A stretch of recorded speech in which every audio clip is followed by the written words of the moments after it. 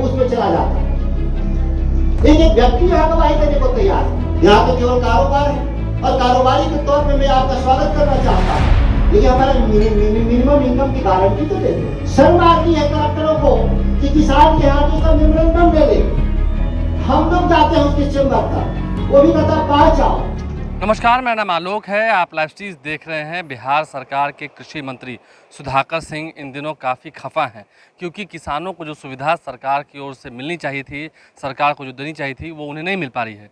किसान कई बार ब्लैक में सामान खरीदते हैं, ब्लैक में ही वो अपने जितने संसाधन हैं वो जुटाते हैं, और जो जिलाधिकारी होते हैं यानी कि जो हर ज़िले के डीएम होते हैं, उनका भी रवैया ठीक नहीं होता है। जब किसान आंदोलन करते हैं, मेमोरेंडम देने जाते हैं, तो वो मेमोरेंडम तक नहीं लेते हैं।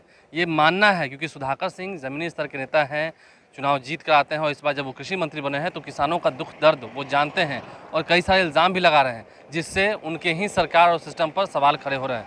सुधाकर सिंह क्या कुछ कर रहे हैं, ज़रा सुनिए। वो दोनों लगभग बराबर है। बिहार के भीतर हम 1,77,00,000 टन खाद्यान्न पैदा करते हैं, पिछले 10 साल में 1 लाख टन घटा है, बढ़ा नहीं। तो हमारे रिसर्च इंस्टीट्यूट क्या कर रहे हैं, एक कृषि विशेषज्ञ क्या कर रहे हैं, कृषि बाजार में लगे हुए उत्पाद जो आप इंटरप्रेन्योर हैं वो क्या कर रहे हैं, और मेरी आमदनी भी नहीं बढ़ी। अगर मेरी आमदनी बढ़ रही हो तो हम नए रिसर्च की तरफ जाना चाहते हैं, लेकिन कोई बता तो दे कि आमदनी बढ़ाने के नाम पे पिछले 15-20 सालों में जो हमने काम किया, उसकी उपलब्धि हमने कहां तक पहुंची।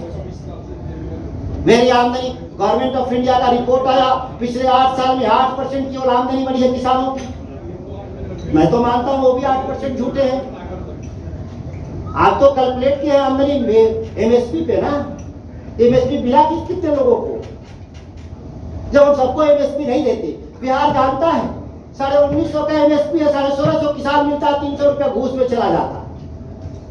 एक एक व्यक्ति यहाँ गवाही देने को तैयार है, और आप तो 1950 का जोड़ लिए, लेकिन किसान को तो 1650 पर मिला, और वह भी अगर ओपन मार्केट में चला गया तो 1200-1400। तो हमारे जहां इस तरह की हमारी सरकारी नीतियां हैं, उसको लागू करने वाले लोग हैं, और उन लोगों में से हम भी हैं।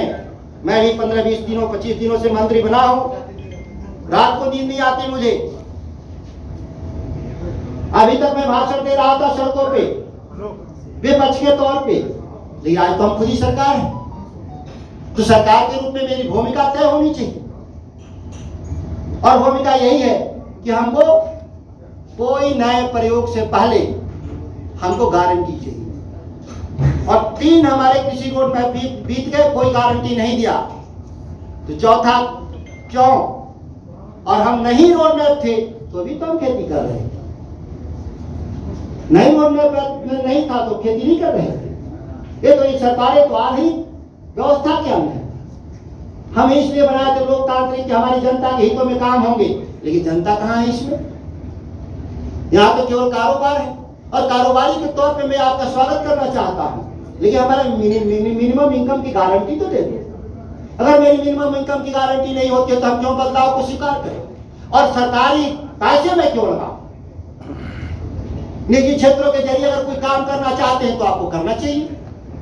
अगर मिनिमम जो इनकम है आप बढ़ा सकते हैं अपने हुनर से, कौशल से, यूनिवर्सिटियों से पढ़ के आए हैं, मैं भी यूनिवर्सिटियों से पढ़ के आया हूं। मैं कृषि विशेषज्ञ नहीं, मैं तो इतिहास का छात्र हूं, लेकिन मैं खेत छात्र हूं, लेकिन मैं खेत खलिहानों से निकल करके मैं यहाँ आया हूं।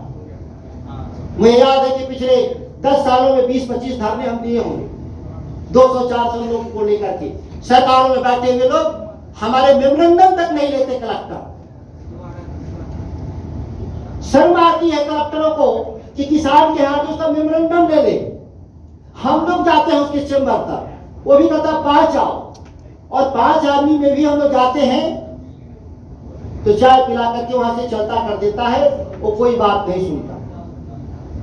तो क्या सरकार हम चलाने के लिए बैठे हुए लोग इसी काम के लिए बैठे हैं?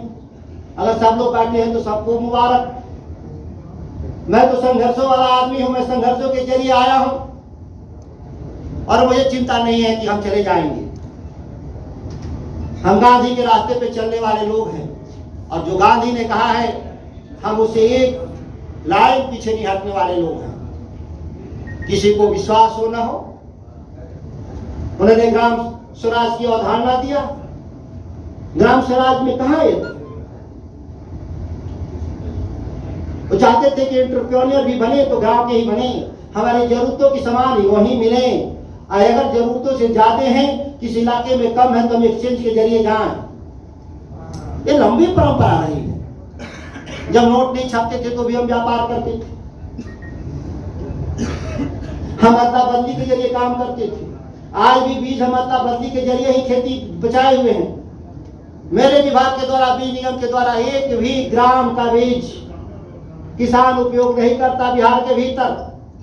विश्वास ही नहीं है कि हम ठीक बीज देते हैं, क्योंकि हम किसानों के हित में काम नहीं करते, हम कारोबारियों के हित में काम करते हैं। हम वो बीज देते हैं जो जनता नहीं चाहती, फिर फार्मर्स नहीं चाहती, जो चाहते हैं मैं नहीं देता। इसलिए किसान को केवल थोड़ी सी आर्थिक मदद चाहिए और बाजार की गारंटी चाहिए। ये दो चीज अगर हम कर देंगे तो किसानी में बहुत बड़ा गुणात्मक प्रभाव आएगा।